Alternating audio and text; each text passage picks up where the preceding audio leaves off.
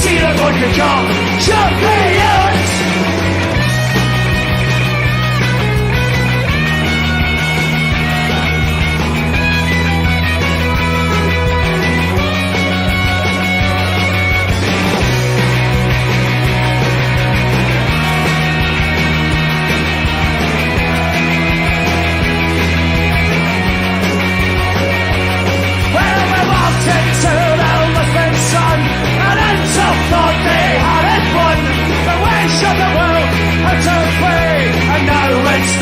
Celtic way, wait for the ball from side to side, and until they try to hide, the wait for the ball from front to back. Attack, attack, attack, attack, 67, and then he's a burst man, the bottom and the back. Good evening, everybody. Welcome to our podcast. I've messed it up already, man. Good evening, everybody. Welcome to our podcast. Stop laughing, man. I've been building myself up for all this all day, man. I was nervous and I've messed it up within the first 30 seconds. You pair of bams, you. Hey, start again. Cheers for joining. Good evening, everybody. Welcome to our podcast, episode number 205 of the Bawz and Bovril podcast. This is for our forum, www.celticrumours.co.uk. You can find a link to everything in the description box below. We're back on. We've not been on for a while, so hopefully it's back. There's no other bugs in to mess us up. We've got Big Jerry with us tonight. How you doing, Jerry boy? Evening, Mark. How you doing, mate? I'm good. How are you? Good, mate. Living the dream. Missed it. Then we've got wee Terence back on with Jerry. We need to get Jerry some kind of picture, I know. And there he's there. The main man himself there. The bishop's in the night as well. So Paul's there in Poland, but Paul said as well he'll be getting back into doing the pods and that once he's back in a bit. Who have we have some shout outs on the guys in that now. A few shout outs to, well, obviously Paul, Jerry McGinn, Kev, Tim Alloy, Mikey, Beach United Ireland, John, Big Jabber, Kev, Welshie, Malik and his daughter Ashlyn. Don't know if you can remember, his daughter was in a bad car accident when we last done pods and that, but seems to be, it's a long road, but she seems to be getting wee steps going forward all the time, so hopefully she's in the right road now. Who we got in? Bobby was first in. Evening, Bobby. Pork Chop Express, nice to see you, mate. Patrick McLaughlin, nice to see you. G-Doc Taith, thanks for coming in, mate. Liam Doyle, Grot Bags. Cameron, nice to see you, Cameron. Thanks very much for coming in. Lubo as well. Pulse Boy. Well, we're doing no bad for people coming in now. Everybody opinionated. G Glaswegian, nice to see you, mate. No seen you for ages, bud. Hope you're keeping well, mate. Right, well, we've not been on for a few months, sir. Who's want to go first before we unleash the Bishop's mantrum against everything, board, players, the world in general? What's your take? You've not been on for a while. What's your take on the, just in general? There's Mikey in as well. Nice to see you, Mikey, bud. I suppose in general with Celtic, it's same old Celtic, isn't it? It's like we're all hoping beyond hope for the transfer windows, and at the end of it, you kind of go, "Yeah, I was wondering why I was getting all hyped up." When they're always seem to be the same, apart from last season with Engels and Ida and that big money. Other than that, it's your standard. Like, I mean, they've brought in apparently 7 players. Was it 2.5, 3 million? Probably 3 of those players won't be anywhere near the first team. They're saying their development. I don't understand any of that, quite frankly, because I haven't seen any development player come through Celtic, especially from the Colts or whatever age, the underage side. So it baffles belief for me. Rather than just trying to buy a bit of quality, you can see when they do buy quality, they generally get good results. The Champions League money speaks for itself. It's got in, was it 19 million between Kun and Larga Bielka, and they've spent 3. I mean, that's Celtic all over, to be honest, for me. And you could see a lot of that yesterday for me in the match. Now, the manager is a lot to blame for as well, but We'll talk about we'll talk about the game yesterday first. We'll get that out of the way because Yeah. do you know what I mean? It was- We can rattle Yeah. on about the rest of it. yeah, but the game yesterday, Mark, was no surprise. You know the way St. Mirren are. They're very solid defensively. They set up well when they lose the ball. They've caused Celtic trouble time and time again. But it's the speed of Celtic's passing. It's just, they seem to be more content with having possession than trying to attack and lose the ball. If that makes any sense. I'd rather Celtic have less possession and be more attack-minded than having said, oh, Celtic had 85 or 86% possession. Yes, but most of it's passed over and back between the centre-backs or in the middle of midfield, and the opposition just sit there and move over and move back, move over and move back. And the one for me is that it's a bit of a pet peeve for me is when the opposition attack and Celtic lose the ball, or Celtic win the ball, I should say, they now don't ever want to try and break quickly. The ball goes to midfield and for argument's sake, Hatate. And the amount of times he gets it, he stops at it, and then he stalls, and he lets the opposition run past him, and then passes it back or passes it sideways. I don't understand it, but Is that down to the players' terms, or is it down to Rodgers' tactics? Because it's like people used to go on about, oh, Kuhn always cuts inside. Let's see him. Rodgers is obviously telling him to do that because if he wasn't, he wouldn't be getting picked every week. And Young does the same. They're always cutting in, and that to me, that's down to Rodgers. It's not down to like the players kind of getting any kind of free willy when they want to actually push on and show a bit of what they're capable of. I agree with you, Mark. I mean, that's what I'm saying. It's a combination. The manager's obviously told him, don't lose the ball.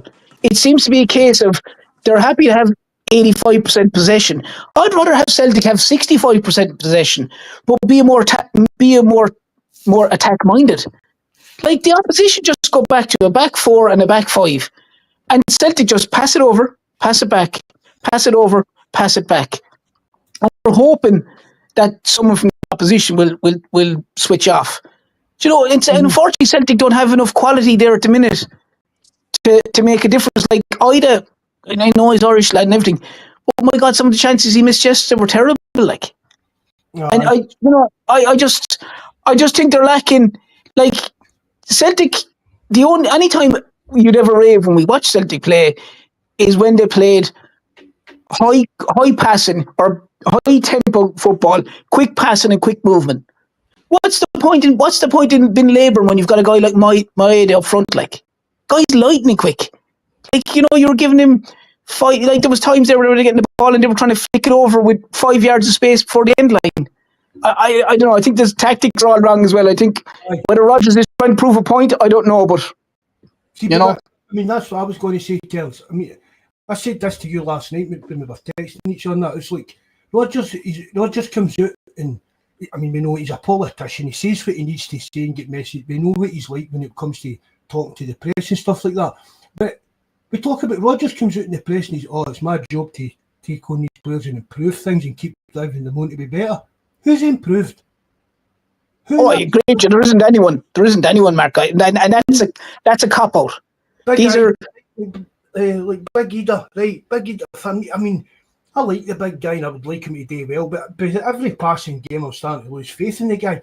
He just seems to be carrying the weight of the world on his shoulders, Terence. Is he maybe needed just a kind of air around him, a bit of short of confidence or something? But surely that's his Rodgers now had 18 months with this young guy and he's still showing the same problems that he's had when we first brought him in. He's improved under Rodgers. No.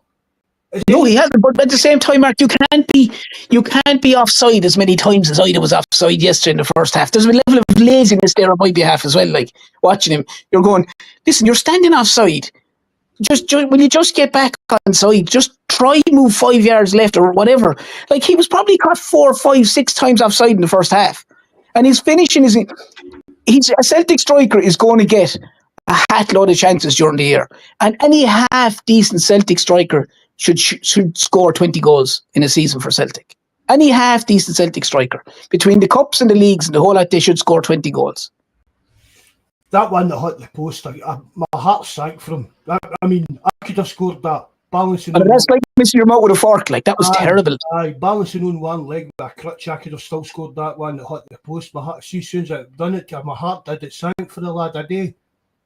You just can't miss them, though, Mark. You can't miss them. I No. mean, if you take them to European games, you won't get those chances. No, and I'm not passing the buck and taking the thing off either because everybody knows I like the big guy. But the Maeda one as well, late on in the game. Fair dues, he done well to get back and get the tackle on him. But again, that kind of out and out striker, that's not even, that's a better than a half chance terms. Oh yeah, that's true and goal. That's in a goal, like the one he missed in the cup final and that as well, kind of thing. Was the cup final winner? Yeah. I mean, he did great numbers for goals last season, but again, I still think he's better out in the wing because he can still give goals for you in the wing. But we still need to get a better striker in. It's 100%. We do need to do that. What did you think of the game, Jerry? You actually took your dogs a walk, didn't you? And I had to message you to say that we chocolate man. Aye, mate. Which was it? Aye. As soon as he came on terms, what did I message you? he said McGowan will save the day. And he did. We chocolate man popped up again. Yesterday, it's the first game of the season. Show opener, or should be the raising the flag and all the rest of it. It doesn't feel like that long ago we played them. We struggled one each, but we were really slow yesterday. It was dreadful. The first half especially was dreadful to watch. It was like pulling teeth watching it. Same old. Said, exactly, that's it. Same old. We were slow, plenty of possession. I'm with Ter. There's no point in having possession doesn't win games. There's no point in just passing for the sake of passing and holding on to the ball. See the wingers cutting in. They've got to take a wee bit of responsibility themselves as well. I mean, see this a winger that can't beat a man. What's the point in that? Yang's worse than a man down.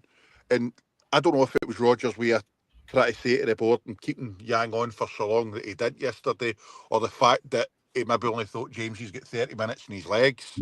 I don't know, because getting the ball, keep playing it safe all the time, no doing much.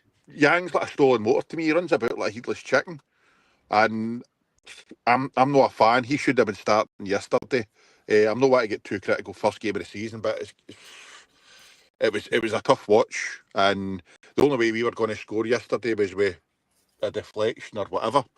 But the passing, second, when you go. Well, I was just going to say, St Mirren they came to sit in. We knew what they were going to do, and once again, it was just the same old for Celtic. Dave Kev was at the game with his daughter yesterday, and he said to me, see where he was sitting constantly, even when the ball was like up in the right wing at Yang and that, Carter, Vickers, and even Schmeichel are screaming for passbacks all the time.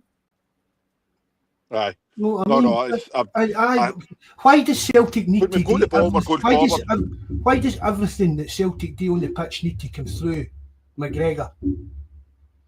And all this recycled shite and all that come back McGregor, to see if we low Scott Brown, Cal McGregor's went right off a cliff in my opinion. He was one of the best Scottish players I mean, he'll get done as a Celtic great for his trophies and all that kind of thing, but actually his technical ability, see when he was younger, McGregor could have went on, left Celtic and played in any of the big leagues in the world, in my opinion. He really could have, he was that good a player. But see if Brown left, he became, what is it they joke about, like you buy is it Timu, like you buy that stuff, this weird version of stuff that appears. That's what Cal McGregor is to me. He's just like a wee Timu version of Scott Brown. But yeah, I mean, he had a good shot yesterday. But he doesn't. There's McStay. I mean, we all love Paul McStay, guys that are old enough to have watched him playing that. When did you ever see Cal McGregor run a game of football the way we watched Paul McStay run week in and week out? Yeah, well, Paul McStay, Mark, as well, was a phenomenal player. But Paul McStay would, in a sense, take a chance, like. Paul McStay's first idea was to pass the ball forward. And that Celtic team, the first thing was to pass forward. This Celtic team is not. He got his head up and he carried the ball forward himself. Aye. He'd drive forward or he'd look to make the pass forward. This Celtic team is not. That's their last thought. They will, like, look at our two centre backs. And the centre backs must touch the ball nearly more than, probably apart from McGregor, they must touch it more than any other player on the pitch. Oh, aye. Yep. It's the first thought in this Celtic team is, we have the ball, don't lose it. And they might go up the field, they turn around and pass it back. And they could go, like, there's times they could go back to Schmeichel, and you're there going, like, I'd rather, like Jerry had said there, say to Yang, say to Maeda, say to whoever's on the wing or whoever's the ball, or the full, like, no fullback overlaps anymore, or very rarely do. And, you know, for me, they need to just say, I'd rather them take a chance and attack and try something. If they lose it, fine. The defence is strong enough to win it back. But this nonsense of just saying we have the ball for the sake of it, just drives me up the walls. I agree. It's, for me, Terence, your wingers, you should leave it up to them what they want to do with the ball. Do you get what I mean? Look for that wee sparky, something different. So, and no, when the ball, I mean, that Declan John, what age is he? He must be, 32 now, if that's the same guy that used to play with the Huns, isn't it? Right. But Yang then, I even switch on and get my head on that one to run him riot. Do you know what I mean? But it should, for me, there should be certain players on the pitch that you don't expect to operate like a robot. And it's like, you get the ball and you do this, you get the ball and you just keep doing that. If the ball gives it to your winger, you're looking for them. Right, I want their fullback not to know whether I'm taking them inside, outside, or where I'm taking them. But the Celtic's no set up like that. It's just so monotonous. And if we're fans, right, if we can see how they're going to play, it's just so easy for these opposition managers just to set up their team just to nullify it. And Exactly. Rodgers again. Rodgers can go on about wanting to spend money and bring players in and do this and do that. Right? That was St Mirren we were playing yesterday. Right? No offence to guys. Right? St Mirren, we've spent millions on that squad. We're spending thousands of pounds of wages a week on players that basically looked at the same level as St Mirren for long periods of that game. No got a clue actually how to break down opposition players or get in behind them or nothing. It was just the same old. And for me, a lot of that has got to fall on Rodgers' shoulders, that he's not improving Celtic. He's not improving the team that we've got. He keeps going about, we need pace, we need this. Well, he can instigate that, at least get the pace, move the ball quicker, move it forward quicker, no side to side. Get it forward quicker and catch them in the break. He had a bit of mentality as well too, Mark. I thought. We're not aggressive enough at times. Yeah. On you go, Ter. Sorry, I was just going to say, I thought St Mirren's mentality was better than Celtic's. Like, they fought for everything. Like, you can look at 1-0 down with the last kick of the ball. Your man absolutely busted gut to get back to stop Maeda from scoring a second. And I thought their work rate from their team from start to finish was exceptional. They tried to tackle, and again, as you said, Mark, like, they're playing with St Mirren, boys playing with Celtic. They, like, if you watched that and you said there was no jerseys on either team, like, you know, swap them around to someone who didn't know, they probably wouldn't see a huge amount of difference between the two. Like, you know what I mean? That big Gogic. I mean, every time we played teams that he's against, I've said it on my live chats and that. You must be about 60. Maybe about only 31, 32. But I can't even mind seeing him playing with Ackies. And I'm not saying, maybe even then at the time I wouldn't even mind at Celtic taking a crazy punt on him. But every time you see him playing against Celtic, he's good at reading the game. He's like a man of the match, and he's hard as nails too, Jerry. Do you know what I mean? And that's he doesn't mind mixing it. Like. I'm not saying that's who we should be going and signing, but even when he came to Ackies, when he was I know what you mean. He was the type of player that caught my eye that Celtic's been crying out for guys like us for years. But Mark, look, this is what I'm saying. Look at his attitude. He's playing with St Mirren. He's done that with Hamilton. He's done that with us. Look at his attitude, and look at some of the players' attitudes on the pitch. Like, for Celtic, it was crazy. Like, that comes down to the manager. It's hard to break down teams. See, when they're 11 men against the ball and they're well drilled and they're well organised. It doesn't matter what team it is. It can be difficult to break down. But see, when they do break forward and we've got a chance to counter, and you've got the likes of Rio and all the rest of it, putting their foot in the ball and letting them get back into position. That's criminal.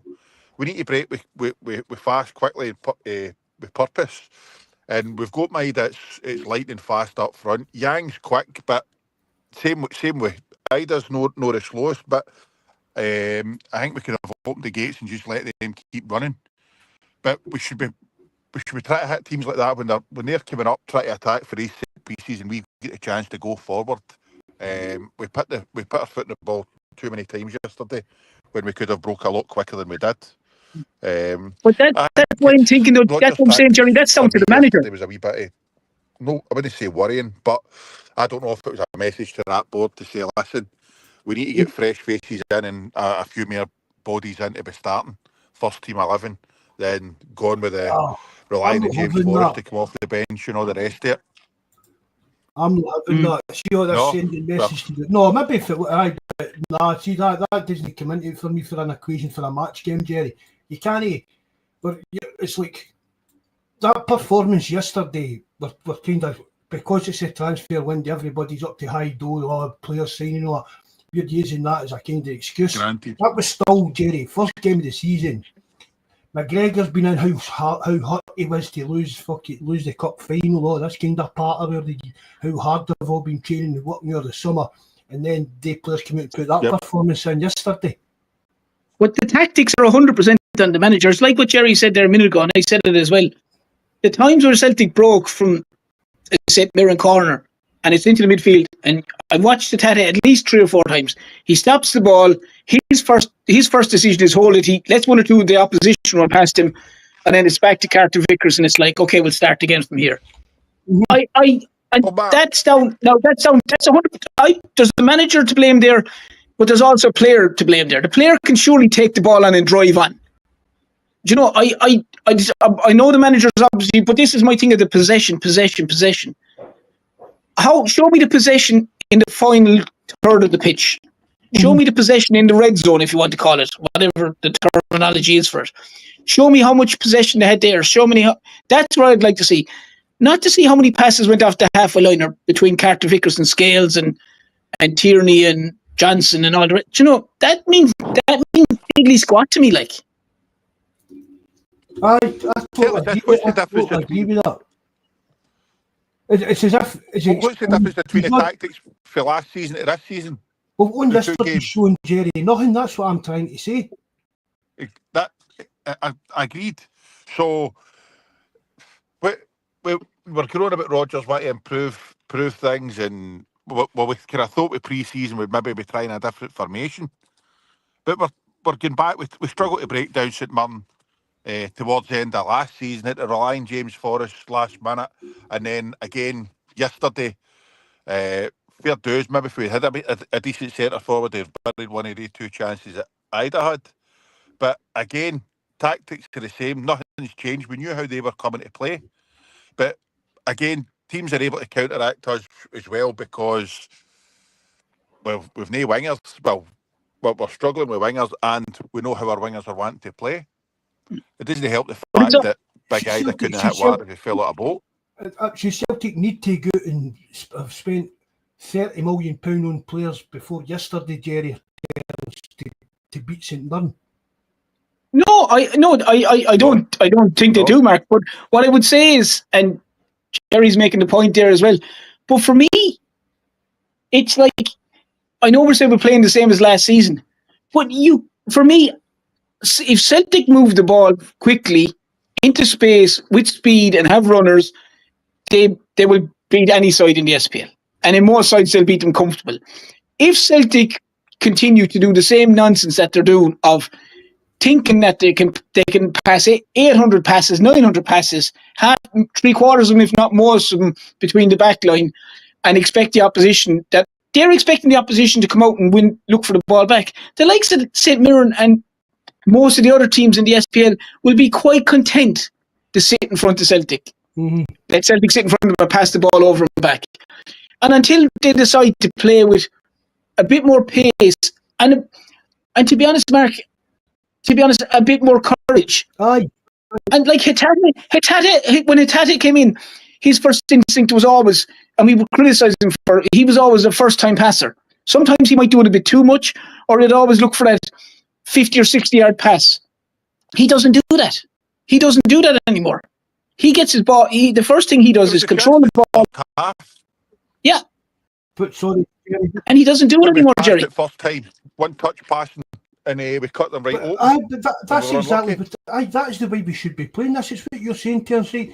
St Mirren come yesterday, right? And I mean, I'm not blaming St Mirren for doing this because everybody knows this is what teams play against, like Celtic. So again, even going back to playing against the Huns, we know how they play. It's up to Rodgers to come up with systems to counteract these opposition teams. But if you're that guy Robinson yesterday, you're like, here, see Carter, Vickers and Scales are just passing the ball between they two and McGregor and back to just stand back and let them do it. It's like, does Rodgers think, all right, we'll just pass that about, and all of a sudden the St Mirren players will just start chasing all ours up the park, leave spaces? It doesn't work like that. Mark, that tactic is something that you saw last year, particularly in the derby matches. They let Scales and Carter Vickers, or if it was Trusty, have the ball, and they just flooded the midfield, and they ate Celtic alive in the derby matches. They mark their zones, mark their man, get back into position, and just stand and let Celtic pass the ball about between the centre backs and Calmac. And not even that, they were going, we'll sit in Calmac, and we'll leave the ball at Scales' feet for argument's sake, because he seemed to be the one that was bringing it out, and he's have to make the passes, and they couldn't do it.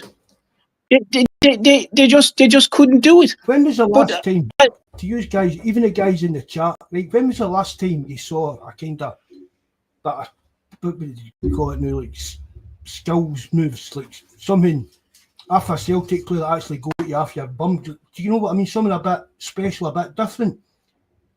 Just even touches, taking on a man, doing something a bit fancy. Everything's just so robotic and set in its ways that it's just there's there's no imagination there, Mark. There's no imagination there. Players aren't allowed to use their own imagination. What you're saying, their own imagination, a bit of a spark. Do you know what I mean? It seems to be no risk football. Don't lose the ball at all costs. Don't lose the ball. It doesn't matter if you're up in the opposition nearly corner flag, and you need to pass it back to the fullback, and he needs to pass it back to the Schmeichel to keep it. Then you do that. I don't want you. It's like he said. I don't want you taking on their fullback, losing the ball, and then playing it out. I'd rather you hoof it back the field and us keep it. And it's dreadful to watch. And just when what you're going on about there, Mark, a minute ago about the quick pass, and you were saying as well that they broke through the St Mirren defence. As I said, I have yet to see a person that's quicker than a ball. So if you move a ball quickly, it doesn't care how quick a guy is, he's not going to be as quick as a ball. If you pass, people just can't defend that. It doesn't matter if you watch the really good sides and they move the ball quickly, they always open up space because it drags people left and right. There's always space. And people, when you pass a ball through the spots, the man isn't quicker than the ball. It's as simple as that. But the way Celtic are playing now, all the opposition know what they're going to do. And it's Celtic are basically nearly playing for a little bit of hope that they get one or two breaks and they finish one. But to answer your question, Mark, the last time I saw anything good like that from Celtic with speed and stuff like that was probably under the ex-Spurs manager. It's been a while since you've seen free-flowing football. That's my opinion. Have you been talking to us about like players showing individual flair and skill? But they're not allowed, Mark. They're not allowed. I mean, probably Jota, you could see Jota trying a few things when he came back, but it's just so robotic. And it's don't lose the ball. Whatever you do, don't lose the ball. That's what it comes across to me as. Is this kind of stats-driven stuff? Is this what we are? Do you know what I mean? Is this through this kind of stats-driven football? 100%. 100%, Mark. 100%. Rodgers thinks he's one of the. I'm one of the top. Yeah, I mean, fair dues. He gets this. He gets this. Oh, he's an elite level coach. Well, I'm not seeing it. I'm not seeing it with Rodgers. really when was the last time, Mark, you even saw something? I know it sounds going to really silly, and I'll probably be slated for saying this. But when was the last time you saw nearly hardly the Celtic goalkeeper take an actual goal kick, try put it up into the opposition into the centre forward position? I know it seems to be something that's gone from football, but they want Celtic to play out from the back, and in a lot of cases they can't do that very, very well, but they still keep doing it. Mm-hmm. You know, this is to go off the point a little bit. It's like watching the Gaelic football in Ireland has changed so much. It's become so boring. It's like that. The corner forward could have the ball in an All-Ireland match, and it will go back to the goalkeeper. It's literally don't lose the ball.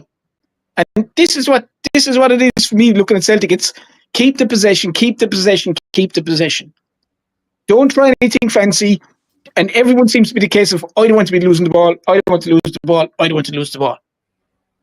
So rather than taking a chance or a risk or being inventive or a bit of imagination, the first thought is, right, oh, he's in front of me, turn back, pass it backwards. Pass it to the full back, pass it to the centre back, pass it to McGregor. Just pass it backwards. I haven't lost the ball. That seems to be the mantra from the manager, to me anyway. Maybe that kind of works in other leagues. Do you know what I mean? Down in England or in Spain or whatever, where their kind of teams are a lot more kind of closer levels. But in Scotland, you're not going to get anywhere doing that in Scotland terms. No, but even the speed, though, Mark, in the likes of, say, the Premiership or La League, or maybe not League, but certainly in England, the speed of it in the Championship or the Premier League, even when they are doing that, it's a hell of a lot quicker. Celtic are doing it barely above walking level at times. It's not that if you've got the ball, the other team can't score. That's it, Jerry. It's boring seeing you sitting watching it, and it's there's nobody's got a wee bit of imagination or want to go and beat a man. It's rotten. It's boring. And for me, if you're a winger and you're playing in that, Rodgers is got to be telling his men how he's wanting to set up and how they want to play. I think first time round, there's a couple of times when the ball was back at the keeper, and we were hoping they would just launch the ball. We were getting parried out when the ball was at the back. But I think Rodgers had come out the first time round. He's saying that's the way his teams are going to play, is pass the ball out at the back, and he wants to try and retain possession. But if you're playing in that game yesterday and you're a winger or whatever, you want to try and beat your man. Try something different, because if what they're asking you to do is not working, then what's the point in keeping doing it? You want to try and beat your man, go around the outside, try and get a ball into the box for either to miss. But at least the ball's in the box. As I say, Jerry, the definition of stupidity is doing the same thing over and over again and expecting a different result. I'm just going to say that, Terence. That's one of your favourite sayings about football. Well, Celtic really are on to it. Yeah, and Jerry's exactly. We all and if you're the opposition, as Jerry said, if you're the opposition, whoever they're playing next week, and you're full back, you know, well, he's not going outside me, and he's not going outside me. Exactly, you're compressing the game. You know, you're coming inside all the time. It worked wonders was the 2011 with the Barcelona game. Remember with the left, was it Matthews went out to the left back because he knew that they were just coming inside all the time. And it makes it a whole lot easier for that full back knowing that listen, I'm not needing to go to the byline. I'm going to be tucking in next to my three other centre halves. Yeah. But if you look at it even yesterday, how many times did the fullbacks overlap yesterday? I saw Johnson overlap maybe 2 or 3 times, and he was the only one. But there's no overlapping on the other side. This idea of having the winger and the fullback. We're missing Taylor. I would have hit him in there. That was a problem yesterday. I said that left back, but I said that yesterday, didn't I? It's not the same without wee Taylor in there doing his wee shift. Running the show. You know what I mean? What's happening with him? I don't know. Is he went on mute? 64 minute. No, I think that's him. He's there. Cameo. You there, John? Aye, I'm just sitting here waiting to get a word done. You were on mute. Was that? I was thinking here, fuck, I'm depressed. Yourself. I thought you were just pumping up, getting the, Oh, getting the gloves on. We Irish gonna- on there with the I was pads, gonna- letting you get tore in, warming up. I was going to go to bed because I'm depressed already. Oh, I thought he's a Wait till we go to talking about the board. Jeez, Oh, man, right, that's it. That's it. It's the actual football talk, sir. We're on here I'm for depressed. January, I'm man, depressed enough. I'm depressed enough, and that's me not even started yet. I've been waiting all day for this, man. I I've been don't waiting all even want day to for this. I don't even want to listen to me. Is that Days, I'm depressing? trying to hear it. I'll tell you one thing, see, before we go any further. We need a mixed metaphor competition. Right? So Big Jerry's ahead now, right? Yang, he's like a stolen motor. He ran about like a headless chicken. That's what you call a mixed metaphor, eh? Who came up with that? The best one, that was Jerry's earlier on there. I wrote it down in case I forgot it. You sitting there taking notes? No, because the best one ever I seen was in the Daily Record about 30 years ago. It said somewhere down the road, Celtic ship went off the rails. So, I think Big Jerry's just beat that way. Yang is like a stolen motor. He runs about like a headless chicken. That's a howler, man. Cheers. That's an absolute peach. No. So anyway, we're still on the game yet. Can I talk about the game? Or what we doing? Who we doing first? We doing the game, then Rodgers on the board. Well, what did you think of the game? You were at it, John. It was just a wee bit sad. The first thing I done was on a way into the town, and I went in early because I thought I wanted to see Mick stay lifting the flag. So I went to mass, and then I went to. I came up the road first. It was just too early again, but I was in there. What time's in the town? I get a train about 1:30 or something. When we've been sitting in the wee place, I was waiting on my laddie coming in. So I was in with my mate, and I'm thinking they just sat there. So this is about what time's that? About 2:45. I mean, I've not got my season ticket. I forgot my season ticket. So to phone the good lady to bring my season to sit in Shelton to the better half broke my season ticket, and so we got there. We saw the flag get up. Great day. Just a shame that there was any. I thought the crowd done. Just a shame there was any negativity. You know, only Celtic can create this negativity about ourselves. Eh? Yeah, the game was. Jerry said it earlier on. The game was. You can't. But we'll touch on the board. The game it's the first game of the season. It is what it is. You're rusty. St Mirren's already played competitive football, I believe. But sharper. Tiernan said it too. They're hard to break down. They're well organised. All of the above. But it's a. So I wouldn't read it, but see, even discussing it, I'm sitting here, I'm thinking, even discussing the game and the lineup and everything that went with that, all we're talking about here, we're discussing symptoms and no problems here. We're sitting here, we're just blowing every year, we're blowing our nose asking, we just keep wiping our nose without asking, why do I keep getting the cold? But we'll come on to that when we come on to Rodgers on the board, and I think there's problems in both camps. But the game itself, was what it was. Good to get a victory, 3 points and get out of Dodge, fair dues. But I thought there was no surprises in the lineup really, apart from Trusty missing. But was that part of the cunning master plan to manage KT and shift skills to left back? I thought. No Anamura on the bench was strange. I thought it was strange with some of his substitutions, Kenny for Ida when Yamada's on bench. I didn't really get. There's obviously something. There's something that we don't. there's more going on here than meets the eyes. And you somebody was at McLaughlin P there said earlier on, he's right, £21 million worth of talent sitting on the bench. Didn't start a game yesterday. Trusty £6 million Engels, 11. What was Bernardo for? £20 million plus, and you've got £9 million in Ida didn't exactly cover himself in glory. So, you know, there's a.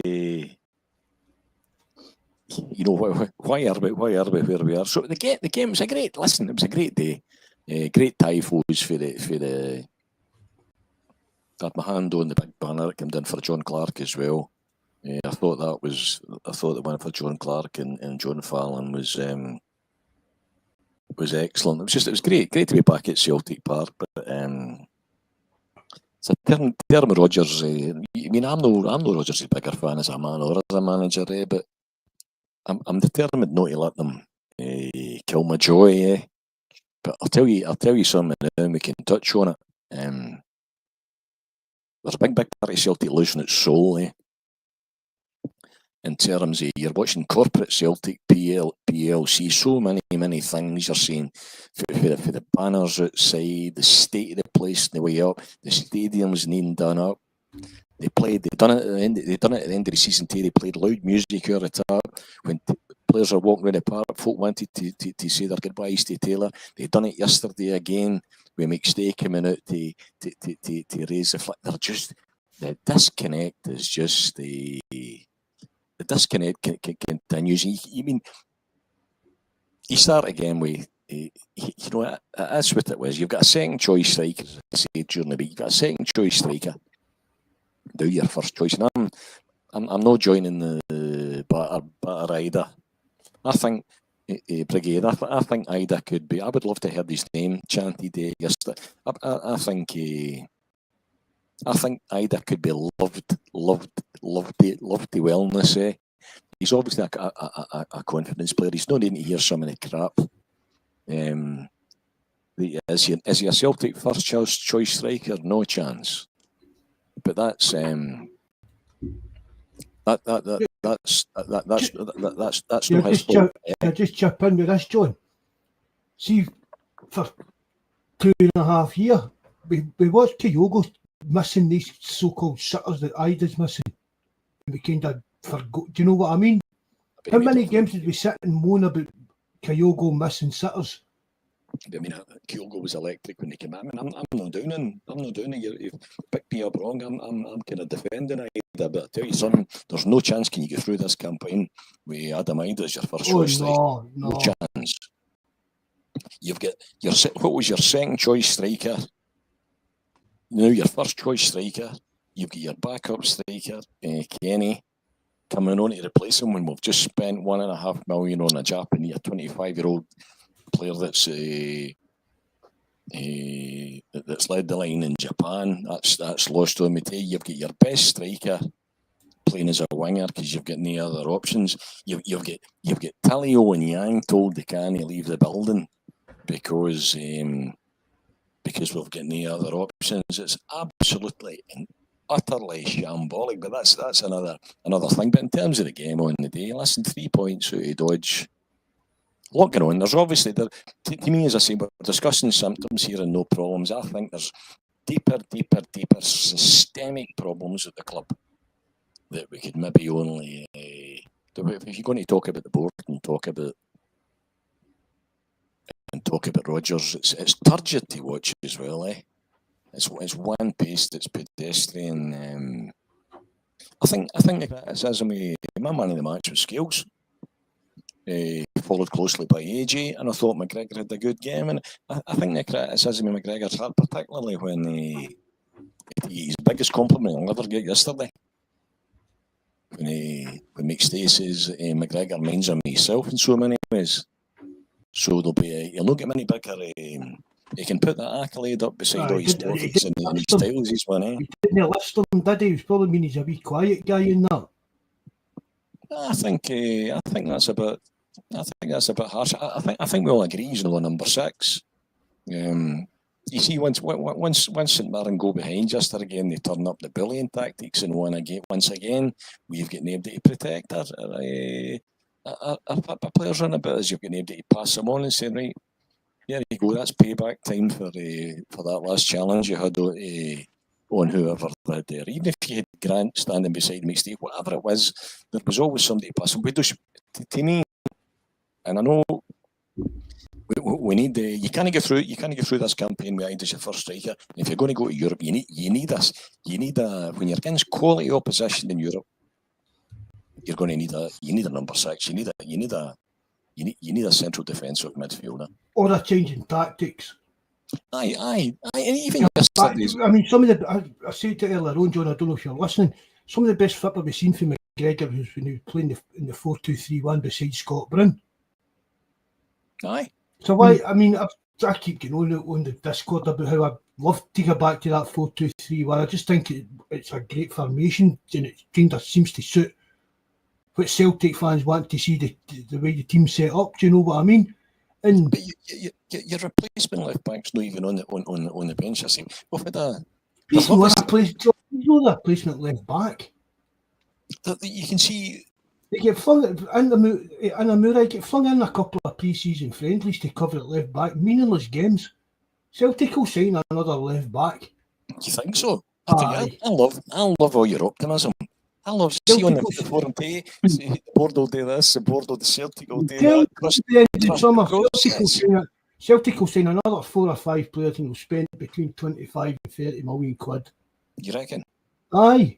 I wish I had. But they still won't buy a CDM because the last 2 managers both needed one desperately. This guy and the ex-Spurs manager, and neither of the two of them, for some strange reason, think they need one.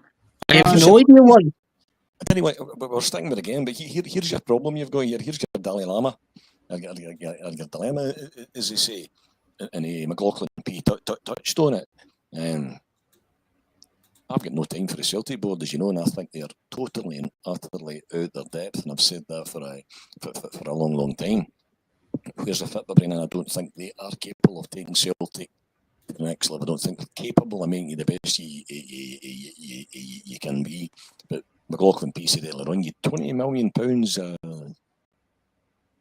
a talent that probably Rodgers targets last year, right? So Trusty 6, as we said, Engels 11, Bernardo 4, Ida 9, right? So at the end of the day, if I'm sitting here with 50 million to spend, I'm not particularly comfortable giving it to Rodgers as well either, right? So, but here I'm going to cut myself. I'm going to cut some Rodgers some slack here as well. Rodgers procurement, spotting talent is no Rodgers, no Brendan Rodgers talent. Brendan Rodgers is a coach. Whether he's an elite one or no, well, that's another story. Sometimes his inability to change tactics makes me wonder about that. But potentially, as good a manager as you could have got at the time as maybe as you could have just now. But Brendan Rodgers is in there. I've been in a similar position. I mean, you get into a company, right? You get into a company, and you think this company has got too big for you, right? You're looking at a board, you're maybe looking at the owner, and you're thinking, you know, I'll tell you where we are here. This company can't go any further forward. This business can't progress unless you get to fuck. That's the bottom line, right? And sometimes that's you talking to the guy that owns the company. Now, the problem that you have then, twofold. Because you look round about you and you think, I don't have the right people round about me here to do the things I need them to do. I don't have the recruitment people round about me. So you do it. Even though it's not your bag, you do it because you're better at it. You're no good at it. You're not the best at it, but you're better than anything else round about you is. And invariably, to me, Rodgers, given what I said, we've got £20 million worth of talent hasn't started. Largely he failed as well, and I would be concerned about giving him another 50 million or another 30, 40 million, whatever it is to spend either. Whoever signed off, we believe that whoever signed off your half a dozen centre halves that we've tried to buy and your midfielders that we're still paying the price for 2 years down the line to offload the donkeys. We believe he's out of the building. We believe he is. Rumours he might not be, but we believe he is. Rodgers is a man. These are. We've referred to it as either the wee black book in Rodgers' back pocket. even your goalkeeper, would you like to come and sign? Trusty, Engels, Bernardo, Ida. Are you comfortable? Would you be comfortable getting Roger? There are questions for you. Would you be comfortable getting Roger 30 million to go and buy another four players? And I tell you the biggest problem you've got in terms of that business development thing. See that board there, they ain't going anywhere. They ain't going to sit down, and this is by experience. They're not going to sit down and decide, you know what, we're out of depth here, we need to get out the road for the benefit of Celtic, because there's too many, because we like our bonus, we like these soft seats in there.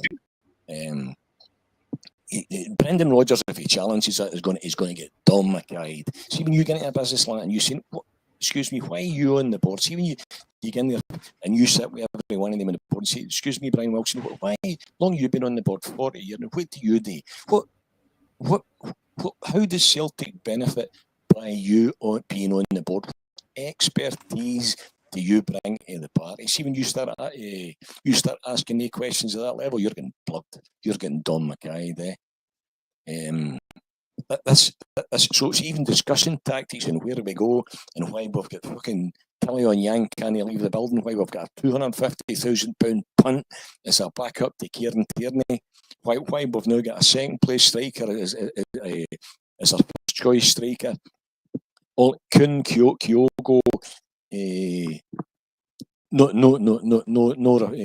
no replaced.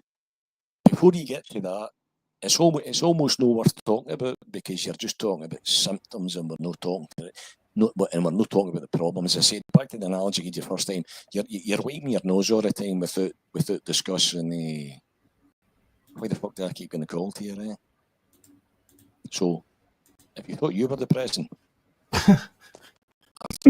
I could bring something else even to the party to raise that level, So, and that's after considerable thought about it over a period of time, It's and your owner that's it's all conjecture just now, but your owner, who isn't an owner, he's just a major shareholder. The level of control and daily input that he appears to have, our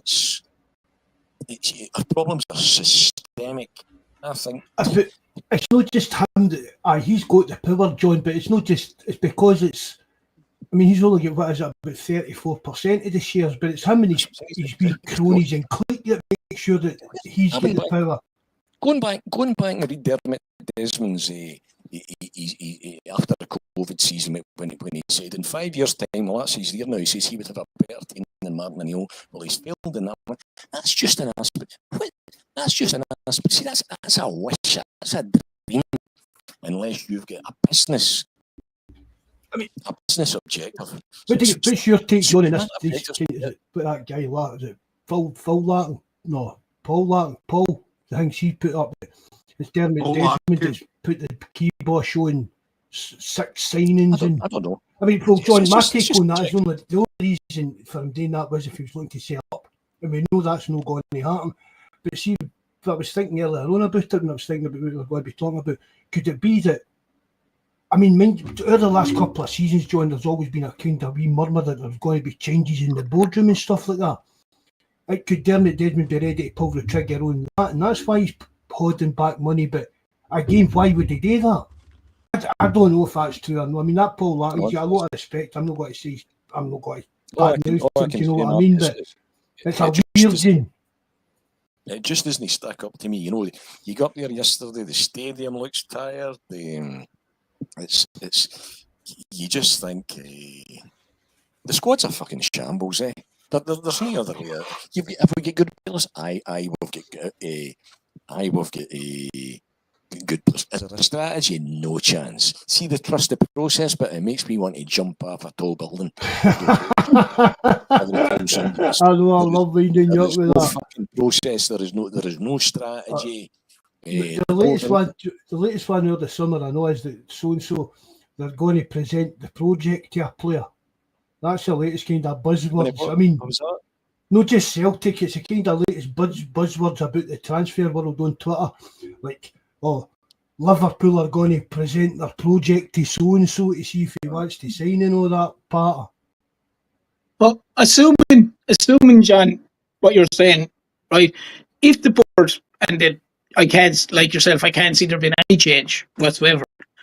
So if that's going to stay in place, what do Celtic have to do, football wise, to just continue? Because if it's the case that Rodgers is still going to be the manager, and they're saying we're going to give 20 million or 25 million for signings, is there not an emphasis on how poor the scouts are, the scouting side of it as well as?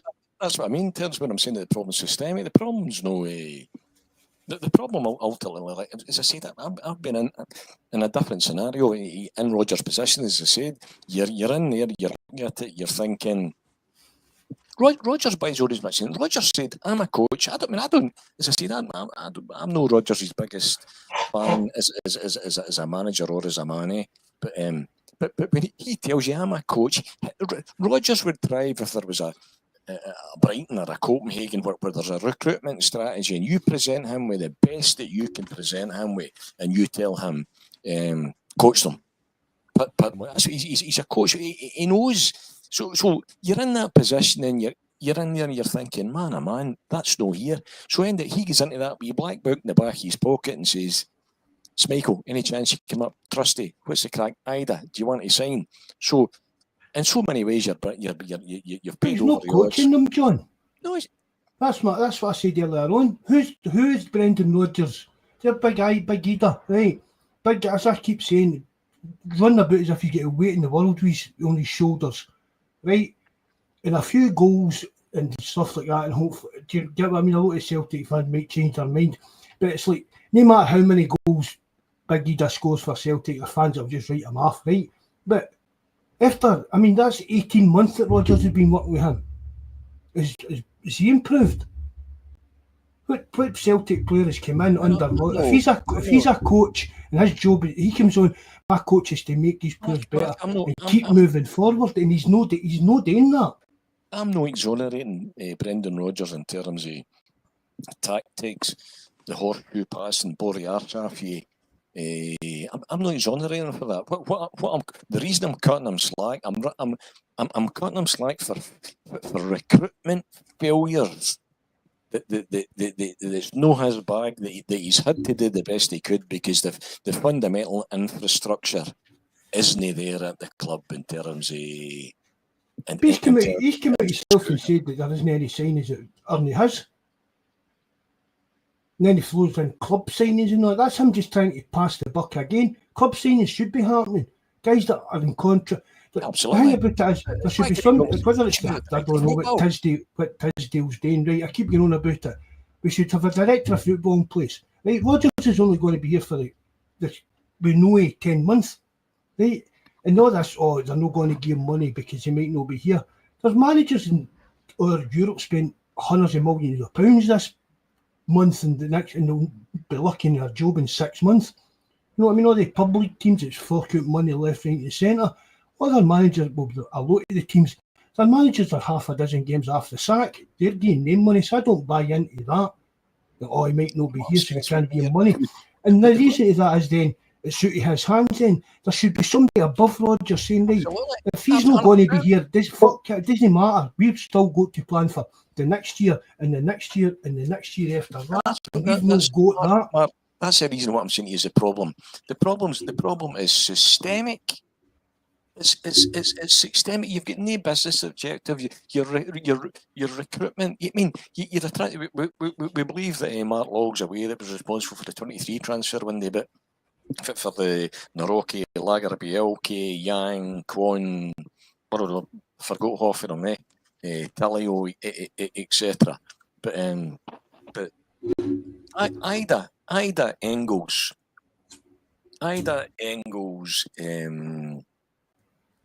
Who else have we talked about? Trusty, Bernardo. Have no actually. Do you think you've had a £30 million return on them? I don't.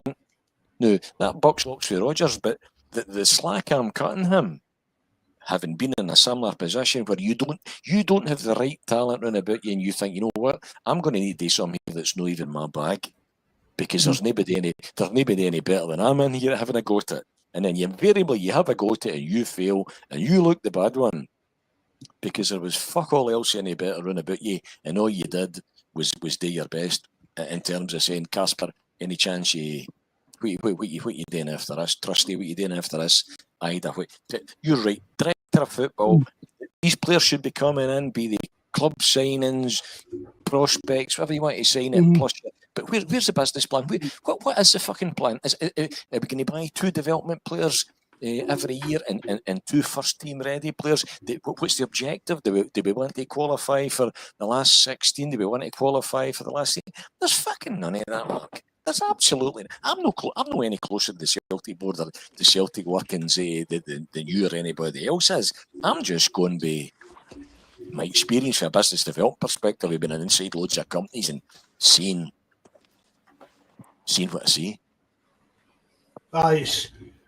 It's like what you're saying, John. There's no modernisation for 10, 15 years ago. It's like what you're saying, John, you've been in about these companies and stuff like that. And it's like, if you start a wee business, you go like that Dragon's Den on the telly kind, and you start a wee business, and it's great. And the next time you're making too much money, the next time, I need a hon with this because I don't know what I'm doing now. I'm making more money than I know what to do. For me, that's what the Celtic board's like. It's as if. Are they scared to take the jump and gamble on spending because it's going to fall back on them if it goes wrong? Like a kind of fear. I don't know how to spend £100. I don't know how to spend £100. I mean, me personally, I'll say I don't know how to spend £100 million for Celtic. Do you get what I mean? I don't know the best way to do that. But when you walk in the Celtic boardroom the morning, and you're thinking, right, you've got players to buy. End of the day, I believe we're a football club rather than just a business, so you wouldn't believe it. We're a football club, so what's the objective? Do we want to qualify for the last 16? We want to qualify for the last 8. What's the plan? How are we going to get there? What are we going to do in terms of smart objectives? Something that's measurable, specific. How are we going to get there? In 5 years' time, we're more than guaranteed a last 16 spot. What's one of the first things you would want to ask? You would want to say, where's the football brain in here? Where is the football? I said this a couple. You'd want to be going down to you'd want to be going and saying to Brighton, what are you doing? You'd want to go to Copenhagen and saying, what are you doing? We've got clubs that are no bigger turnover than Celtic, selling players for their academy for 10 and 15 million quid. It's but they've got ambition. Celtic have no ambition. But there must be more. They're getting absolutely. I mean, Rogers gives you the answer. If it's about maintaining what we've got, and that's what the Celtic board's about.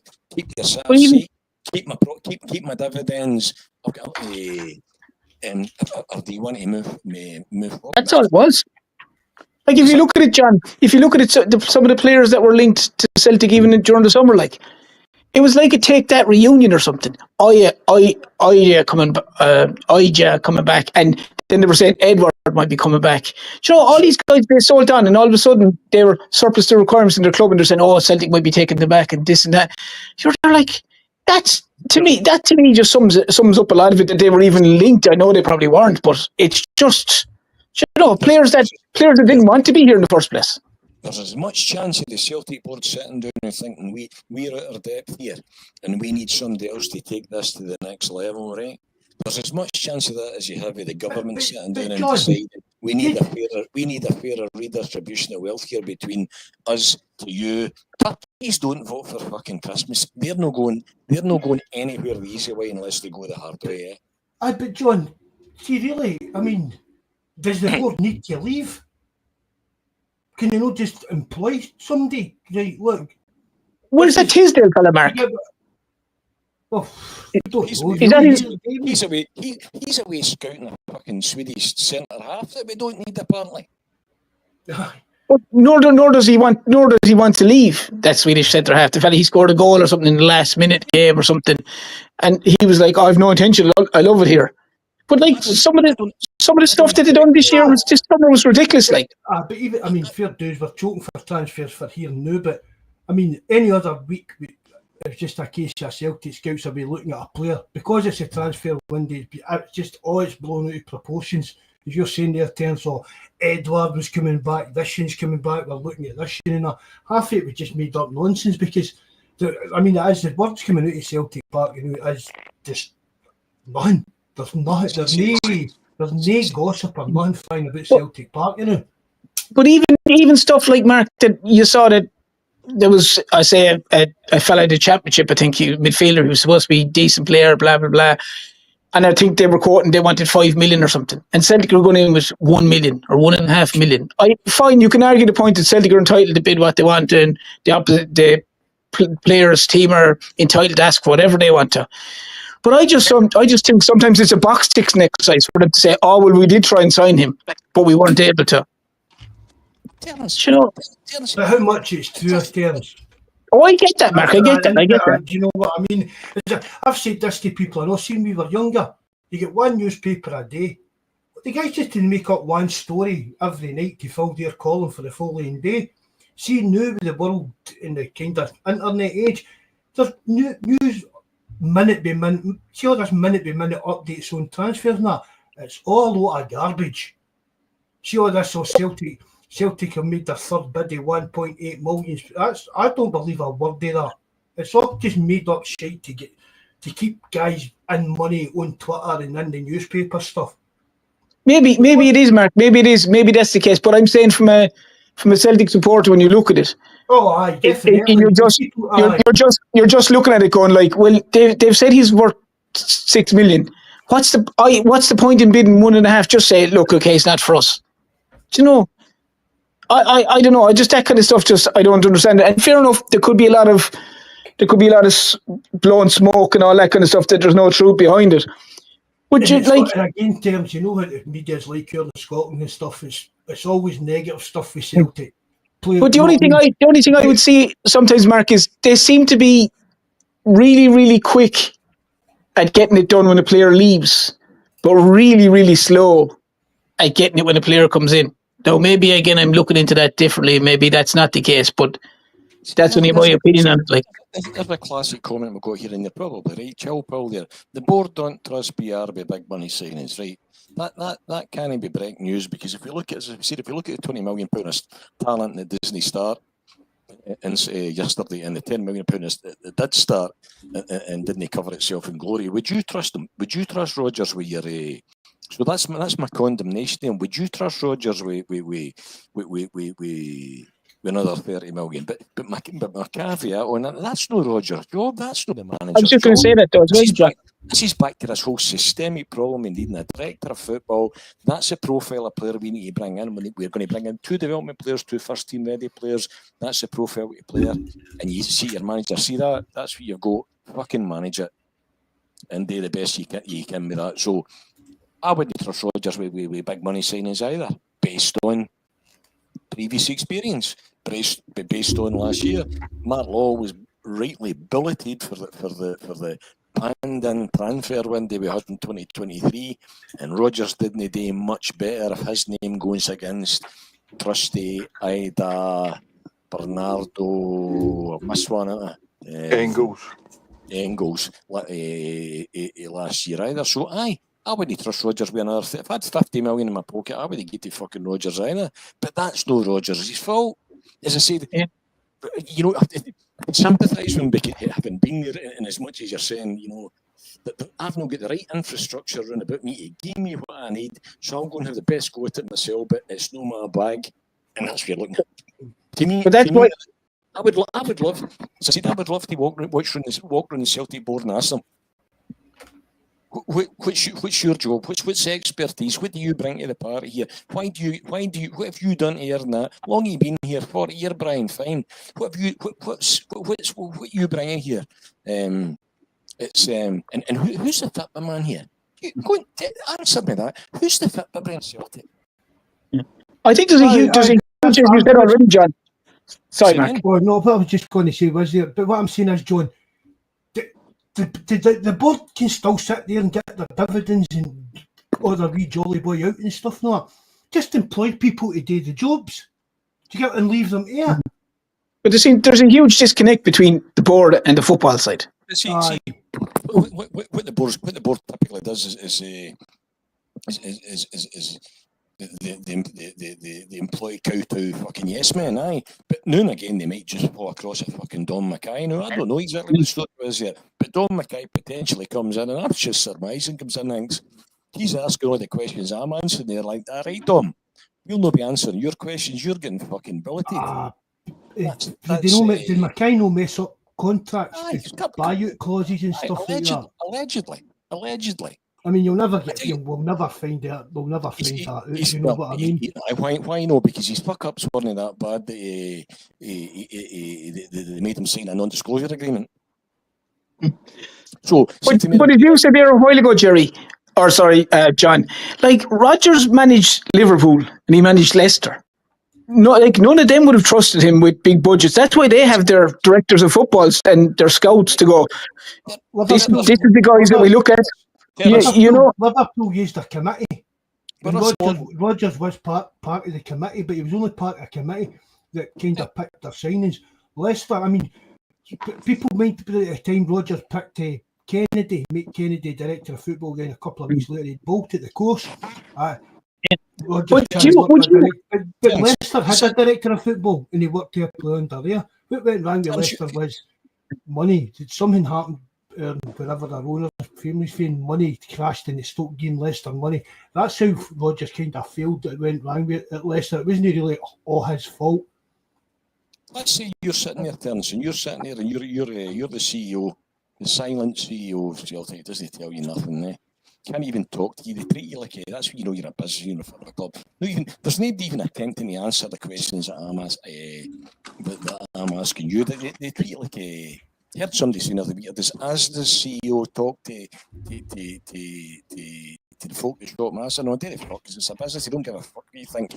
And Celtic is a very the very same thing. You're a business. Us as supporters is are a commodity. But if you're sitting there and you're the CEO and you're in charge of this 100 million that's sitting in the bank there, right? Yeah. And you look at his 20 million, Rodgers, his 20 million that's sitting on the bench last night, and he's 10 million on the park, right? Are you going to give him right, a vote between the four of his terms? Would you give him another 30? Would you give Brendan Rodgers another 30 million? Well,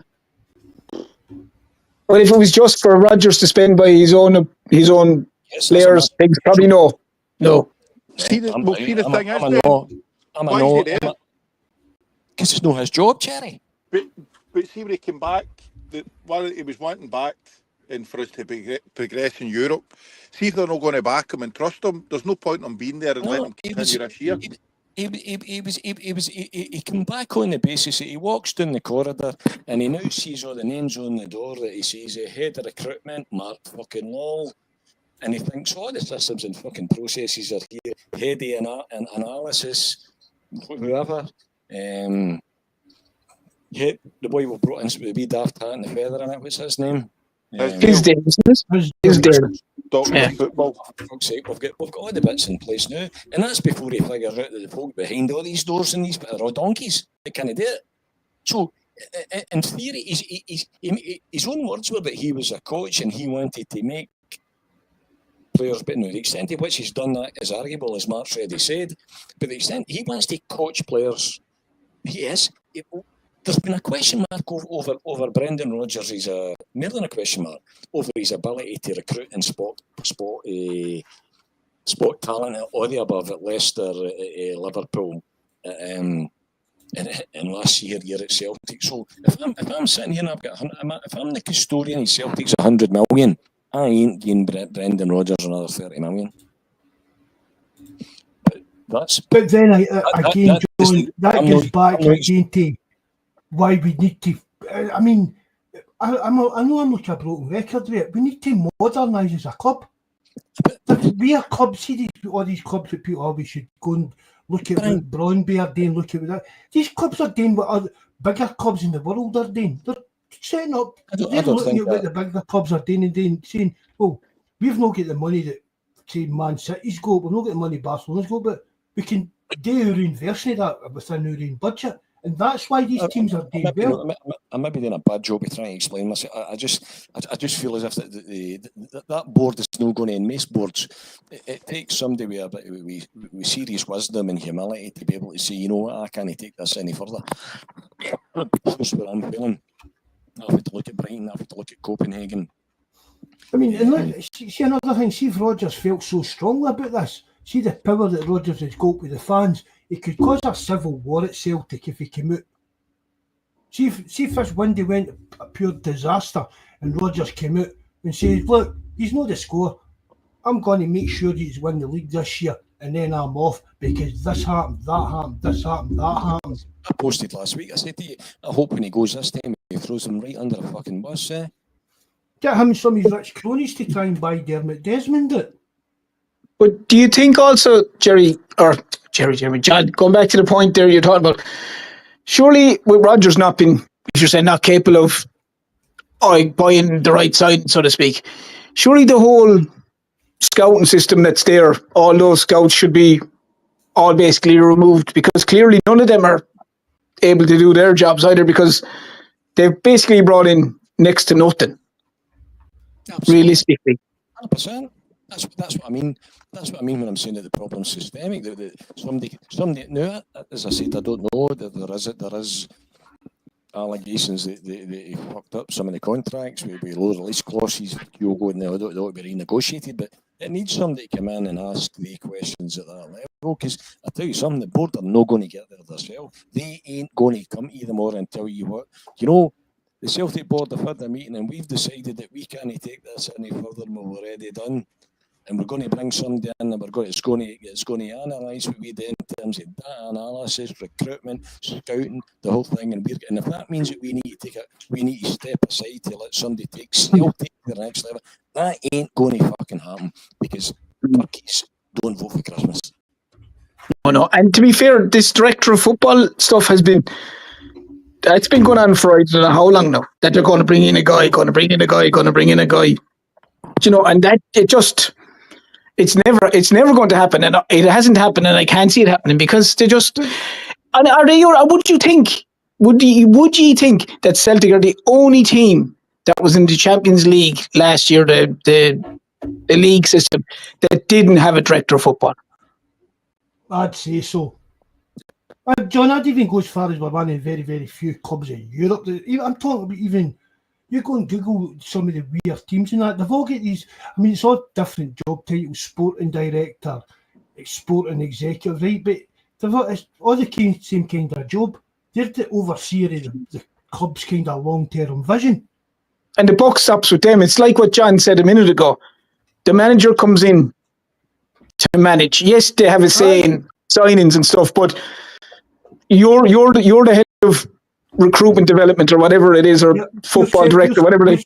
You're sending the scouts to watch this player, you're sending this to watch this. You and the CEOs, you and the CEO like Nicholson, they're doing contract negotiations because the director of football, although he's not an expert on it, he knows what a player's worth. Do you know what I mean? He's not going to walk in and say, 50 grand I need. Do you know what I mean? He's got a kind of that. A director of football looks after all the football side of it, everything, the fitness, the sports science, everything. And I'm all for the manager being involved in conversations going, look, I really need a centre back, I really need a left wing, I need a centre forward, I need this, and then the director of football or whatever you want to call him with their scouts goes, right, we need this, and then you come back with names. I would love if Celtic, even not that they would because they're a lazy show us so-and-so's, especially as John has said on the board, you would love to see the template that Copenhagen have. You're not talking about a Real Madrid or Barcelona's or anything, a Copenhagen who have obviously clearly installed a specific system. They're getting great results. They qualified, I don't know if they qualified for the last 16, but they went well in Europe there very, very recently. And they're signing players and selling players.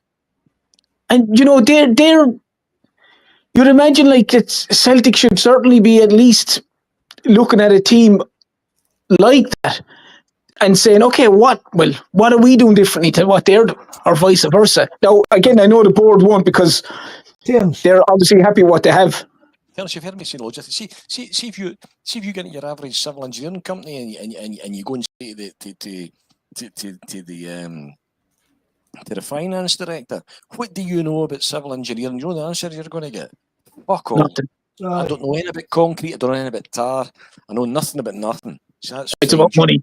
Just you sit there and crunch your fucking numbers, eh? Aye. It's fine. And make sure we don't make a horse's arse of this when we're doing what we're doing. See, when you get into the contract section and you say the contract sector, what do you know about civil? It's nothing. It's I'm a lawyer. That's fine. Just you make sure we don't sign up to fuck all here that we shouldn't be signing up to. But see, somewhere along the line, if you go right through that company and you can't find anybody that knows fuck all about civil engineering, you've got a problem. Yeah. You've got I hear you. That would have been the health and safety guy, probably. That would have been me. so where I'm asking you a question. Where I would love to sit and ask them this question. Where is the fit brain? Where's the fit brain itself? John, but that's what I'm trying to say, John. Right, people. Right, I mean, you're going on a bit extreme about ousting the board and that, right? But see even with a bit of common sense, John. See if we're sitting here and knew the Celtic board, right? And I said to you, here, John, they players you signed last summer are shite, right? But here I think we're going to bring this guy in, and it's going to stop us having to worry about that. This guy can deal with that. It's going to cost us £2 million a year, but he'll look after the full fitness side of things. I mean, you'll just won't make much difference to your life. It gives you one less thing to worry about. What's up with that? They can still sit there with the old man board and just leave the football stuff to football guys. Why do you want him on the board? Why you want them on your board? Why you wanting Brian Wilson that's been there for 40 years? Why you want him sitting on your board? They should be on the board because of whatever they bring to the party, eh? Aye, but is that not just part of what you're saying? But if you can't get somebody to do it, you just bring somebody in. That's what I mean. Can you not just without shaking the board up? Just putting it into their own specialism, eh? It's to me, I look at the Celtic board and I look at the staff seats and I see a microcosm of the British government or any government. You know, that's, and even if you brought in a director, even if you brought in a director of football, John, make him like a non-executive director.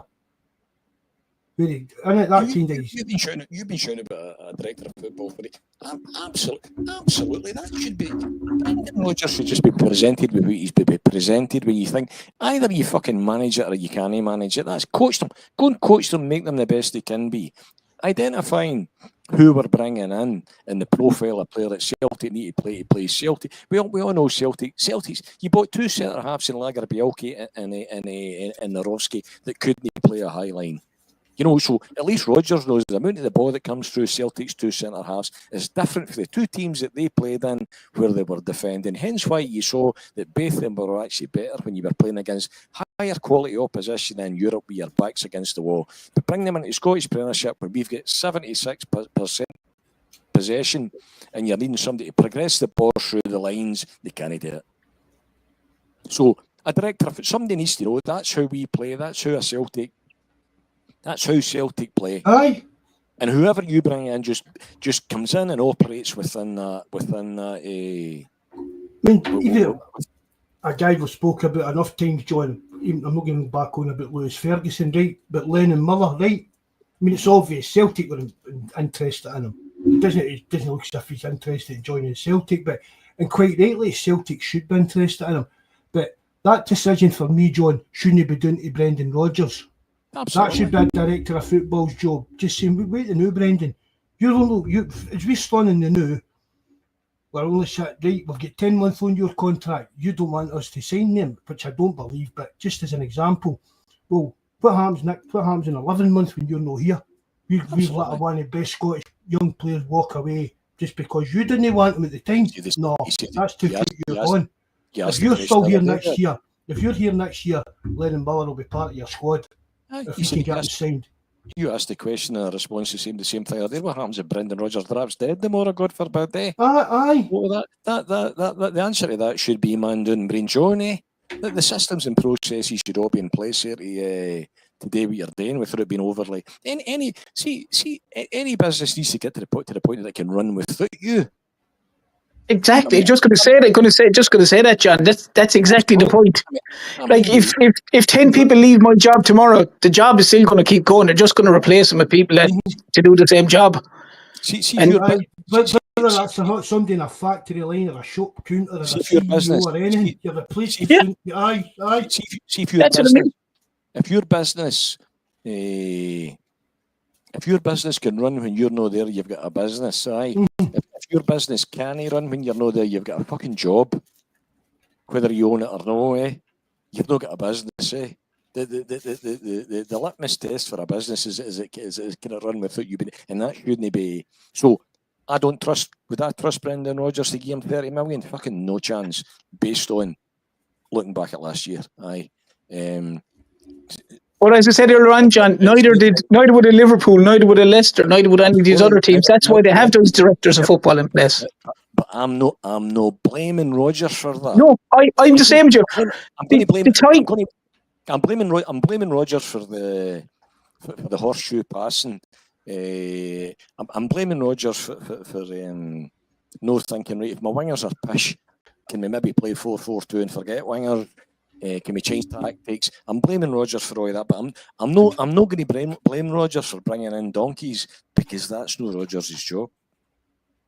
That's a board's responsibility. John, the guy came out himself and said last week that there isn't a player saying he's not get final say on. Rodgers just came out and said that. I know, but he's not got the skill. I'm agreeing with you. But why is he making it? Do you get what I mean? Why not just come out and say, look, we sign players. I'm part of the process. I'm not the only one. A group is making decisions, right? Because he's come out there. He came out and said there's not a player saying he doesn't make a final decision on. Then he came out with the stuff about Inamura being a club signing and all that part of. It's just politician kind of talk, John. He just says the right thing at the right minute to get whatever way you want people to think. He contradicts himself a lot. He's full of shit. Well, that's one way you put it, I suppose. The definition's in the name. He's a coach or he's a manager. He's there to manage the players. He's there to coach the players. That's it. The analogy I'm trying to give is been in that position myself. You think, right, you get in the company and you say, and who's your environmental guy? We've not got one. You're thinking, okay, right, fuck, I'll need to do that. Who's your health and safety guy? We've not got one. Marcus. I know enough is be dangerous, right? So you end up. Don't stick a fork in a socket. You end up. First thing I ever tell all my apprentices: don't stick metal things in sockets. So you end up trying to do all these bits yourself, right? That are not your bag, and then it goes tits up, or you fail somewhere, and the finger gets pointed to you, the same as Rodgers has got the finger pointed at him with the failures of the sciences he's made, and you think, fuck, this wasn't my bag to start with. I just came in here to manage this, to coach players. But you systemically, as a football club, don't have the scouting and the recruitment processes in place to give me the strategy and the quality of players that I need on a conveyor belt to progress as far as we can in Europe or in Scotland, to dominate Scotland and progress in Europe. Or John, is it? I mean, again, you're going about the kind of cliquey things about behind the scenes at Celtic. Is it above the stage? Is it like that Larkin guy said? Was Dermot that stopped us? Has Tisdale and Brandy come up with these 6 big massive names and it's been firewalled somewhere further up the ladder kind of thing? Sorry, Mark, interrupt you there, but I'm going to have to head for the hills and sort out the small fella for bed, all right? No bother, Terence. Thanks very much for coming on, Terence. Brilliant to hear from you, bud. No worries, take care. See you, John. Be good. Bye. Talk to you again. Take care, mate. Bye, bye. God bless. Will do. Cheers, you too. Bye, bud. I don't know where Big Jerry's went to. Say he was going to work. It was a 8:30. He's going to work. Oh, was it? Yeah, o'clock. He was going to work. But we'll finish up in the next 10 minutes, John, because you're up early. I know you said that. John, it's just. But I've said this. I mean, I've said this for. And even I go back to even when John Park was in Peter Lawwell's ear, at least with a football guy in his ear. telling him to pick, you know what I mean? Saying that at least there was a football guy involved in it. John Park left and Peter Law thought he could just keep on doing the same thing. I think I said on the This, post. for that point in time, John, Celtic had no direction. I mean, we're all going about playing football the Celtic way. So there we go. They're like the director of football, and every manager or coach or scout under him's got to work for the so-called famous playing the Celtic way. Players to fit that model. This is how we play. This is how Celtic play football, and we need players to fit into that system. Aye, managers, coaches can come in and tweak it to their own certain kind of systems and stuff like that, like you do even at Barcelona and Ajax have kept that kind of system all their days for years upon years, and that's what Celtic need to build on. Coaches, players will come and go, but for the next 5-10 years there's got to be somebody above that to steady the ship and have plans in place to keep Celtic at the top of the game. Yep. I think I said, I posted there, I said even in our darkest days in the 90s when you were winning nothing, even within your resources, you were trying to put the best players you could available in the right positions. Aye, they were maybe no good enough, but you could at least see effort and get. I mean, we saw some shape Celtic players join, but absolutely. But I mean, even get back. I was talking to somebody about Pat McGinley. You mean Pat McGinley? I like Pat McGinley. I like Pat McGinley. A decent player, and he gave 110% every game. You can't fault the guy. But you're sitting. I'm looking at it now and I'm thinking, wait a minute here. We're getting. Well, we spoke about it. You know, you get, as I say, the Japanese boy, 250 grand in, they back up to KT, Scales going to left back, Mado on the wing, second choice either now, first choice, all of the above, Yang on the wing, Telio can't leave. You're thinking, what the fuck's going on here, eh? You think, you know, it's chaotic at best, Mark. Fucking chaotic. The Yang thing's a bit of a conundrum for me, John. Because, I mean, he's been there a couple of years now, and Rodgers, I mean, he played 30-odd games over the last season. And I used to see on the pods and on the chats and that, I mean, I didn't think there was something about him, because he's well at himself for like somebody. I'm not meaning that in a racist way, do you know what I mean? He's not a wee guy like Kyogo or Mida. He's a big, strong guy. He's got a kind of old-build about him, isn't it? He's a big... Maybe something about him. And has Rodgers seen that? Has Rodgers seen that, and that's how he's had that so many games over the last couple of seasons? I mean, I don't know. I'm a miles out in the chat. Could Yang be a backup? Is he good enough for that? No. Or is he that bad? No, I don't necessarily think he's that bad. I actually thought I've watched him getting slaughtered. I don't know. I'm not sure if I'm miles out with that. You know what I mean? I'm not sure. He didn't stand out to me as honking yesterday. James Forrest did well when he came. I mean, I look at, for example, James Forrest cutting inside nearly every single time he get the ball. You had not one. Maida's no a winger. Maida's never a winger in his life. You had no one of the two of them hit the byline to get across in yesterday. And then watching his bigs, Scales had that absolutely fantastic game. He was my man of the match, playing on the left side of the centre of defence. And you moved him to left back to cover for KT because you don't have the wee Japanese boy on the bench even. And watching Scales trying to play left back and get up that wing was fucking painful.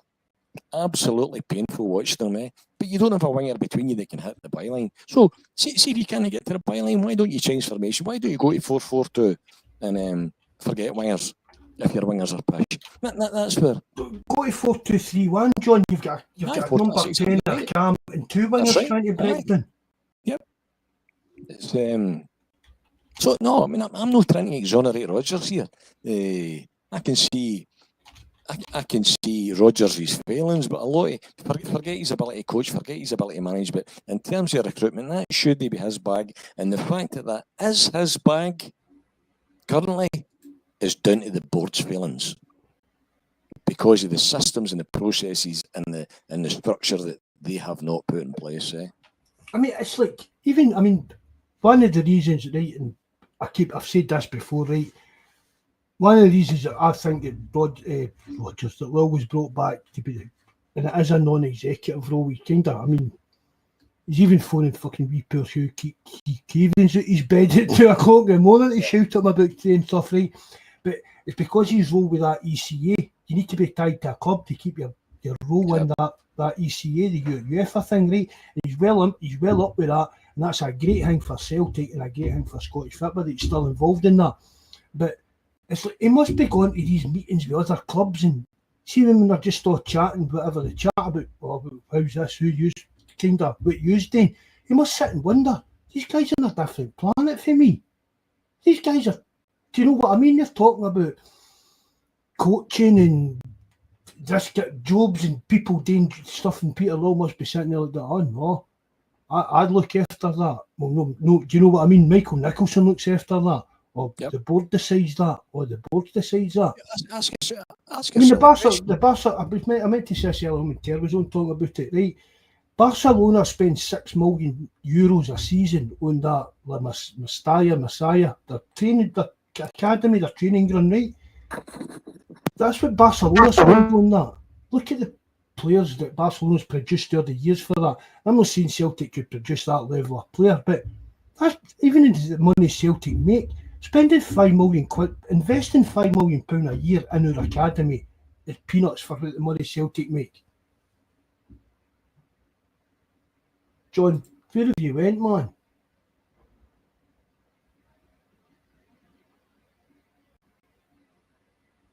Oh well, I think John's away then. Right, well, we'll just wind that up then if that's him. Don't know if he just cut off or no there. Right, anyway, thanks very much everybody for joining us. Hope you enjoyed it. I know not been doing them for a while now, but we'll start getting back on. Maybe at least we'll try and get at least once a week anyway. But not John's not there, no. But I hope you enjoyed it. We've not been on for a while. We'll try and get back into it a lot more. Hopefully, by the time the window shuts, as I said, 4 or 5 signings, 25 to 30 million pound will be sold, and JFP will be. Oh, there he's there. Mark. Aye. Aye, that's me. Sorry. I was just shutting the door there. Can you hear me now? Aye, I can hear you. Aye, I thought you were away there. I was just going to wind it up. Aye, just getting ready, that kind of thing. I mean, I was actually telling myself I was going to come on the meeting and be. I tried to go to the game yesterday and be kind of positive in terms of, you know what I mean? It's hard to be positive now, John. I know we're having a laugh and a joke with you and that about how fucking depressed you are and that, but yeah. I mean, see, like the forum and that, you're like, but John, we can hump and moan and happy, but we can't change it. No, right? That's and I'm just, you keep going on about how positive John, it's going to happen. It happened last year. I mean, people going, oh, we've no signed players. It was only a year ago yesterday Casper Schmeichel signed for us. No, yeah, 2 years ago. No, a year ago. The two things we're disagreeing on, for all the reasons I'm saying here, that I think you're caught in a catch-22 here. You're in a Dalai Lama. Is the board? The board don't trust Rodgers with the money, and neither would I. And plus the fact, and they don't have the systems and processes in place, or the people in place to go and make the right signings. So for that reason, they 2 reasons, I've got absolutely zero confidence that you're going to buy the 2 wingers and the striker you need before the 14th of August or the 1st of September at worst, unless there's something better than I can see behind the scenes that nobody's telling me about. And you know, part of the reason is they don't fucking talk to you, Mark.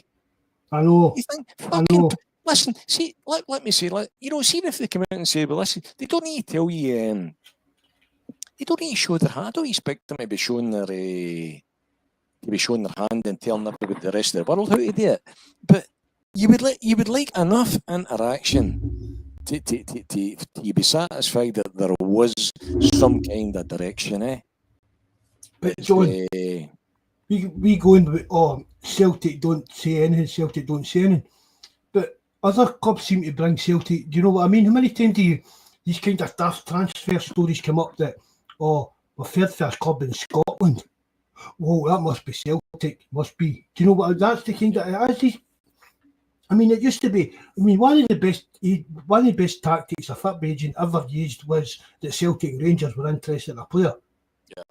That hot headlines. Do you know what I mean? They two names just interested. Oh, they're fighting a player. He must be a cracking player and stuff like that. And Mark, I don't trust.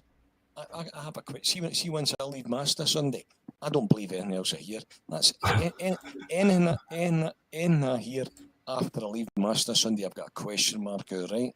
But you better not tell Eileen or the Waynes that. But I always, I see what I see, eh? Aye. I mean, the thing about it is, John McKenna humping ho and blame this and that, there is definitely a break in communication or something at Celtic. Because even an idiot John could spend money. Do you know what I mean? It is. Even an idiot can spend money. An idiot football manager, an idiot CEO, an idiot football owner. I mean, mind the wee guy at Livingston, mind the wee Lucasade and Smoker guy. Mind he spent his fortune just doing a living a Gretna guy. Mm-hmm. Do you know what I mean? Any idiot can spend money. And as I said to you the other night, John, I don't know if I'm wording it right. I hope I did. You brought up. It's just Celtic haven't got people capable of spending that money. They're scared. They don't know how to. They don't know. See if we go and spend fucking 50 million on extending that South Stand, and next time we'll fucking get 20,000 extra empty seats again. How do we? Do you know? Is there a fear in the modernisation to get things better? Be the best you can be. I'm not sure fear is the right word, but maybe fear should be the right word because. Well, John, they give winners counselling. Yeah. Do you know what I mean? Is it not? I mean, is it like a kind of psychological thing? The stadium's tired. Even that new bit of the stadium, the bit even where I sit, the North Stand, I'm at the traditional Rangers end next to the Green Brigade, so. It's starting to look tired, Mark, eh? John, any game I've been to last year or so has been in the Green Brigade end, and there's a fucking big massive puddle on the road up. And I'm in my touches, and there's a big, I'm not talking just a pothole, it's a fucking part of the Red Sea number, do you know what I mean? I know. Where are you coming from? Coming through the Springfield roadside? Aye, where the road up where the London Road Tavern and that is. And the side bit up that way, aye. Aye, but I mean that's it. It's like, it's like Terence says it all the time. £5 million 20 years ago isn't £5 million a day. So if you're running a company and you're making £5 million 20 years ago, then all of a sudden you can't expect the same guys to be running a £100 million company 20 years later. All I'm saying, and I'll leave it, we'll park it at this. All I'm saying is that we've got bigger problems here than the fact that we've got no wingers and no striker. We've got a break. You've got a manager now that's calling out the board in terms of the level of ambition, eh? And you've got a board that I've got a serious question mark over their ability to take you any further. And I think that is evident to anybody that stands back as we think about it, eh? So we Celtic is who's the cunt here, John? Because Rodgers came back and even what he said in his first interviews, it was, reading between the lines, and I always thought that Rodgers didn't take much to do with the board, right? It was Hugh Dermot Desmond's years, he went above the kind of their level. That was the way it was always kind of made it. But, I mean, Rodgers came back and it was always, we're progressing, we're doing this. So everybody thought, well, the same problems that we had the last time he was here are obviously being eradicated, or Rodgers wouldn't have come back. In fair dues, the first window was a disaster because that window was planned with Baby with Angie's team in mind. But for then on, nothing's changed. Nothing has actually changed for Rodgers' first spell here. I'm guessing he came back thinking that a lot of these issues would be resolved, but essentially we just papered over the cracks. And do you think it's Dermot Desmond that's been a bit? I don't know. Again, I don't. It's him that's the man that's brought Rodgers back to John, isn't it? I've heard people tell me by the way that Peter Long, Brendan Rodgers got on like a house on fire. Well, his wife's been out at his house and wherever it is in Spain, and they get on great. And I don't know if that's true. I don't see the personal relationship, as I understand it, is between Rodgers and Desmond. I don't see much evidence at board level at Celtic that any of them want Brendan Rodgers there. See when Jerry said last week to us, he was talking about what was it the boy had says to Jerry? You've got a manager that doesn't want to be there. What was his comment? Mind? No. I said, worse than that, you've got a manager.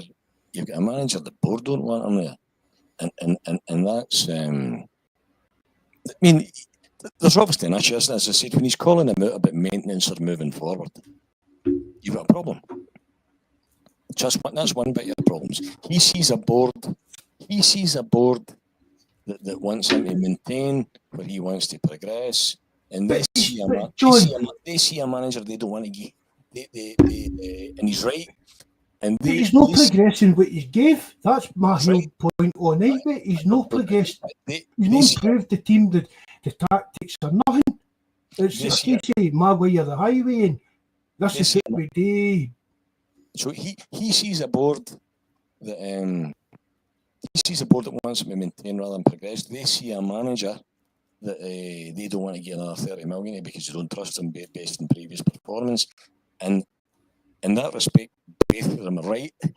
So there's a systemic problem in there that needs addressed. We'll see if that is the case then, John. One of the things, see we have months to go in the window, one of the things for me would be just the best part of the waves. See if Rodgers isn't going to be here come next summer, and this is the kind of thing that's holding the board back, get Rodgers out the new for me.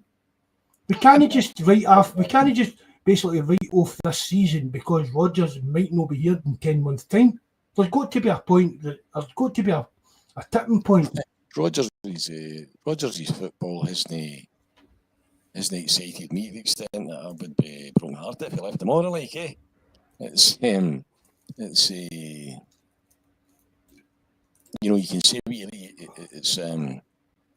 it was turgid, and it's the first game back, but it was turgid at the back end of last year. I mean, if you heard him, he said he thought Ida played a blinder yesterday, and he thought Celtic played very, very well. I thought, fuck's sake, I must have been at the wrong game, eh? I mean, many times have I heard him going on about he wants pace and power, and that brought into the team. But he's not doing anything to bring that into it with the way we play. I mean, he popped up earlier on, we never really touched on it with our guys were on, John. What's happened to Bernardo? Yep. I mean, and we're supposedly still looking for a centre midfielder. So, I mean, Bernardo, I thought Bernardo was a great player. And he's not, I mean, last season he didn't have much of a sniff. And honestly, if you get a new striker, I think Yamada is a Celtic. I said that he's in the forum last week. I think that's the Celtic board's idea of a first choice striker. I'll be the first to come on here and hold my hands up and say I'm wrong. If you get another, if it doesn't, you've got Maida out wide that can play through the middle. You've got Ida, you've got Kenny. You've brought in that young boy. Has even played any Donny. Hasn't even played. But John, I mean, he's not a sign. I mean, that was just a signing. That's just like one of your youth players leaving to go to fucking Air or something like that. So you think we'll go and bring in a signature number one striker? Aye. I'll believe it when I see it. I'm telling you. Believe it when I see it. Trust the process, mate. Oh, yeah. Trust the process, John. Come on. I don't. The word trust isn't in my dictionary. I tell you, when I leave chat, I don't believe. I've got a question mark or anything else here. Anyway, enjoyed the crack. It was good to get it. Bother. Thanks very much for coming on, John. Right. Good night. Good hear for Terence and that as well. Aye. I thought you said murdered them or something. No. He was actually getting a big extension. You can't hide money, John. He was getting a big extension built in his house. Is that right? I can't hide that, eh? Anyway, it was good to talk to you. Thanks Right, everybody for no bother. Good night. thanks everybody for coming out and joining in the crack too. Enjoyed it. It was good to get. Hopefully that's a bit more regular now. We can go and have the have the crack. Eh? We're all happier. We were £30 Absolutely. million spending. Trust me. Trust the process, John. Honestly, one of the sometimes you almost feel it's the soul of the club that's up for it. We're what makes Celtic special, eh? It's not fucking Peter Long, Desmond Dirn that makes Celtic special. If Celtic's a club like no other because of us, eh? I'll tell you this, John. I wouldn't take wee JP Taylor's job for all the tea in China. Oh, he's got a hard shift, eh? I've known that wee guy if he worked in the ticket office. No, Back when I first started the Celtic Pools when I was about 18 or something like that. Yep. And he left for a while and then he came back in the ticket office and then became the SLO and that. And I swear, one of the nicest guys you couldn't meet. I've heard a lot of good things about him. Honestly, I've got stuff sent to just like wee sick kids and it's no problem whatsoever with stuff like that. And you can't, I would take, I mean, imagine the grief he gets every You remember morning. even last year, when the Green Brigade were getting what's that word when the Polish kettle and that? I mean that last year and Aye. he was there in London Road as well. Then he's bit trying to do the go between and he's caught between a rock and a hard place. Eh? Aye, definitely. Right, anyway, good night, John. Thanks very much for coming on. Good night, guys, and God bless. God bless, bud.